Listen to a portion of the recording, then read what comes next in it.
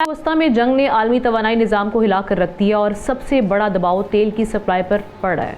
बुध को ब्रेंट खाम तेल की कीमत में मजीद 1.2% इजाफा हुआ क्योंकि अब नए हर्मस के करीब ऑयल टैंकर्स रुके हुए हैं, जहां से दुनिया के 20% खाम तेल की तरसील होती है। इसी कशीदगी के बायस अरामको की सबसे बड़ी रिफाइनरी आर्जी तौर पर हम देख रहे हैं बंद है, जिससे आलमी मंडी में बेयकीनी मजीद बढ़ गई है। पाकिस्तान का इन्हिसार ज़्यादातर सऊदी अरब से तेल और कतर से गैस पर है। पेट्रोल पंप ओनर्स एसोसिएशन ने वज़ीर आज़म को हंगामी ख़त लिखकर पेट्रोलियम की सप्लाई यकीनी बनाने का मुतालबा किया है, जबकि ओगरा के मुताबिक मुल्क में पेट्रोल और डीजल का 28 दिन का ज़ख़ीरा मौजूद है, जो लाजमी हद से ज़्यादा है। मुतबादिल के तौर पर नाजरीन, पाकिस्तान सिंगापुर, नाइजीरिया और अमरीका से तेल मंगवा सकता है, मगर इससे सिर्फ 20 से 25% ज़रूरत पूरी हो सकेगी और कीमत ज़्यादा पड़ेगी। पाकिस्तान ने फर्नेस ऑयल पर कार्बन लेवी में रिलीफ के लिए IMF से रुजू करने का फैसला भी किया है, जबकि पाकिस्तानी दरख्वास्त पर ने बुहेरा अहमर की बंदरगाह याबीनों के जरिए सप्लाई और सिक्योरिटी की यकीन दहानी भी करवा दी है। अब क्या इम्पैक्ट आएगा, इस पर बात करने के लिए डॉक्टर खाकान नजीब साहब, इकोनॉमी एक्सपर्ट, हमें ज्वाइन कर चुके हैं। डॉक्टर साहब, बहुत शुक्रिया आपके वक्त का। डॉक्टर साहब, सबसे पहले तो ये जो अगर ये हम देखते हैं कि प्राइजेस एकदम से फिर हाई होती हैं आलमी मंडी में, ऑयल की कीमतें बढ़ती हैं, तो फौरी तौर पर हम क्या इसकी इम्पैक्ट देखेंगे? कंज्यूमर किस रफ्तार से इसका इम्पैक्ट फील करेगा? दूसरा, इन्फ्लेशन और इंडस्ट्रियल कॉस्ट, इसको कितना इफेक्ट करेगी ये? बिस्मिल्लाहिर्रहमानिर्रहीम। देखें, सबसे इम्पॉर्टेंट तो बात ये है कि ये कन्फाइंड कॉन्फ्लिक्ट रहता है for in terms of days, और जो इसका स्प्रेड है और जो भी अहदाफ US ने तय किए हैं in terms of capability Iran की हिट करने की, वो 2-4 हफ्ते में ये करके एक तस्वीर की तरफ चला जाता है। सो डेप्थ और जो ब्रेड्थ है कॉन्फ्लिक्ट की, वो ओवरऑल डिटर्मिन करेगी कि इम्पैक्ट ग्लोबल इकोनॉमीज़ पे क्या आता है। ऑब्वियसली आपने सही कहा, सबसे बड़ा इम्पैक्ट जो है वो तो यही है कि ब्रेंट $70 पे था। इस वक्त मैं जब मार्केट सामने ट्रेड होते हुए देख रहा हूँ तो इट्स नियरली $83-84 अ बैरल। ये तकरीबन 15-20% बढ़ गया। इसी तरह जो पेट्रोल की कीमत है दुनिया भर में, वो तो बड़ी क्विकली, वो तो डेली बेसिस पे एडजस्ट कर जाते हैं। पाकिस्तान चूँकि 15 दिनों में एडजस्ट करता है, तो जो नेक्स्ट है वो आपको एडजस्ट हुआ दिखाई देगा। ये भी बात दुरुस्त है कि अब 25-30 दिन का आपके पास ज़ख़ीरा है डीज़ल का।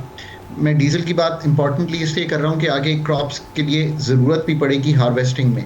सो हमें उस तरफ ये देखना है कि वो चाहे रेड सी से हो, ये भी बात सही है, या OPEC प्लस जैसे बढ़ा है, या एक बात तो हुई ही नहीं, सारा पाकिस्तान आई डोंट नो उस बात पे किया ही अभी तक गया क्यों नहीं है। मैंने एक बड़ा डिटेल ट्वीट किया है, एंड एवरीवन मस्ट रीड। ये मैं आपके प्रोग्राम के तवासत से कह रहा हूँ क्या कि what are the conservation measures that the country should have already put in place, which means public at large, private sector and public sector, उसको क्या करना है। मतलब हाइब्रिड मीटिंग्स, जिस तरह हमने कोविड में कुछ काम किए थे, सो दैट आप सेव करें इन चीज़ों पर। हम अभी तक बिजनेस एज यूजुअल पे, डिमांड मैनेजमेंट को हमने सोचा नहीं, हम सिर्फ सप्लाई को सोच रहे हैं।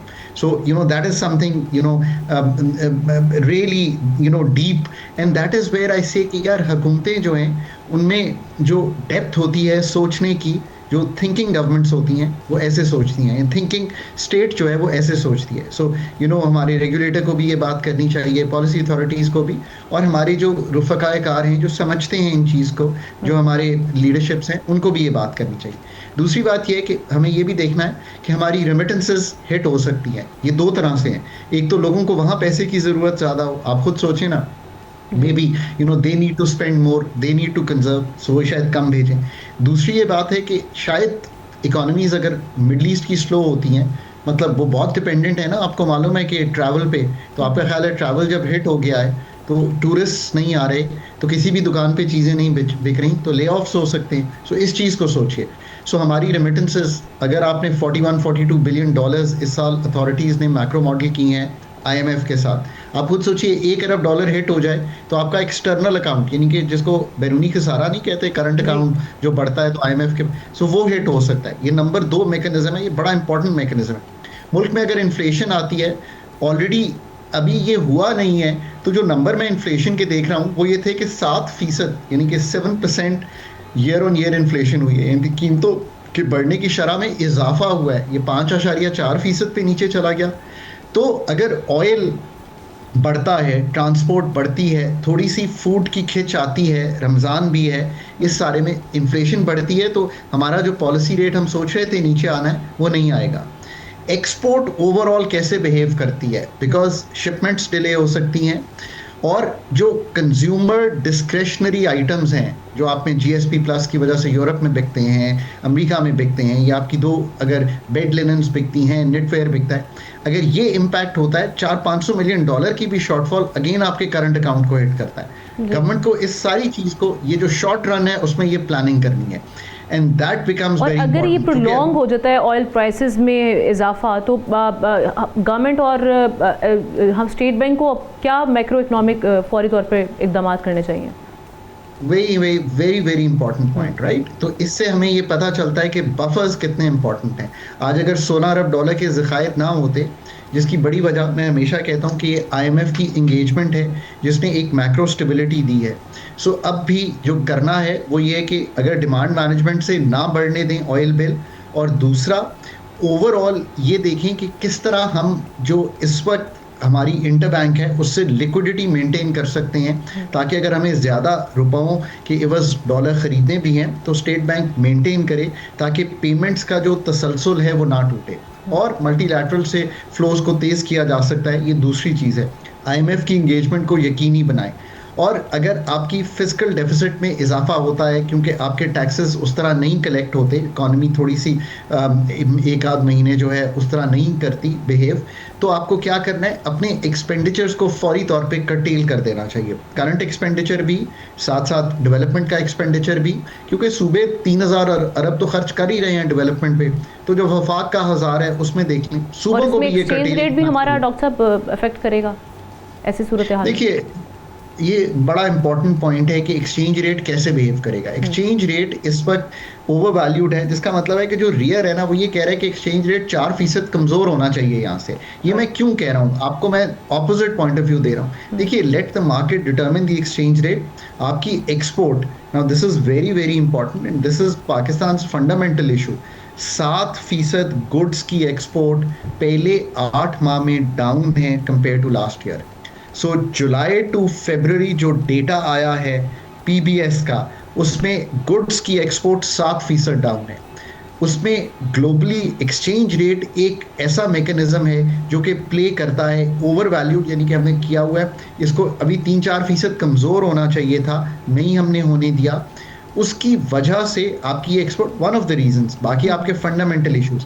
फिर हमने जो सीखा है ना इससे, जो आपने लॉन्ग टर्म की बात की, एनर्जी सिक्योरिटी को मेंटेन करने के लिए हमें बहुत से और स्टेप्स लेने चाहिए, जो हमें बहुत पहले ले लेने चाहिए थे, बहुत साल पहले, जिसमें वाटर के थ्रू, कोल के थ्रू, पानी के हवा के थ्रू और सोलर के थ्रू हमें बिजली के निज़ाम को चलाना है, ना कि imported fossil fuels, imported LNG पर इस निज़ाम को चलाएं।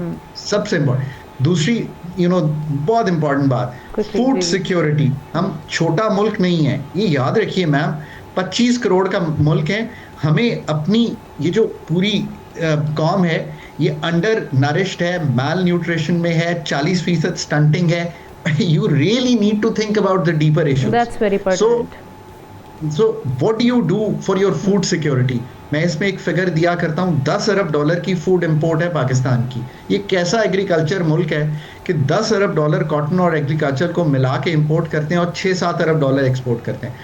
इस पैराहे में, जबकि इस वक्त ग्लोबल वीट, एडिबल ऑयल, ये सारा जो आप इंपोर्ट करते हैं, इसकी कीमत बढ़ी हुई है क्योंकि हर कोई खरीदना चाह रहा है। तो आपको रैंप अप करना है अगले 2 से 3 साल, लंबे अरसे की जो इक़दामात हैं, और ये आपने अच्छा कहा कि लॉन्ग, वो planning is now becoming crucial for Pakistan. और अभी तो शॉर्ट टर्म का ही रिएक्शन, जैसे मैंने कहा, कंजर्व करने का रिएक्शन आ जाना चाहिए था, एक पर्चा पब्लिक सेक्टर में आ जाना चाहिए। That is how thinking governments react very quickly. I really think हमें ये बिल्ड करना है पाकिस्तान। सब्सक्राइब करें और बेल दबाएं ताकि कोई खबर रह न जाए।